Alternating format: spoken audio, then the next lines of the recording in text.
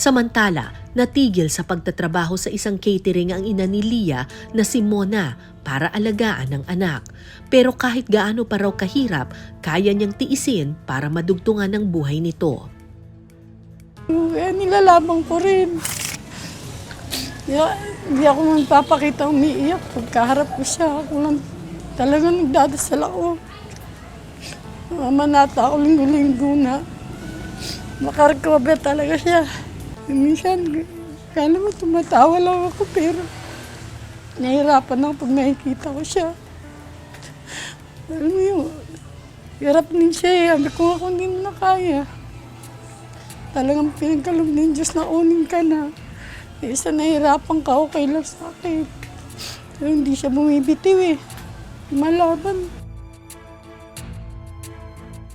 Ako po, nakakarinig po siya. Ayun, kapag kinakausap ng mga kaibigan niya, nagre-respond siya, mahawak sa kamay. Yung nahawakan po ako niyan, gumagano, sabi ko, kaya mo yan, sabi. Parang nagre-respond siya.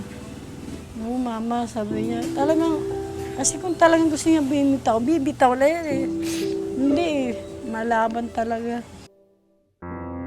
Ngunit sa kasamaang palad, ilang linggo matapos ang aming panayam, isang balita ang aming natanggap mula kay Mona.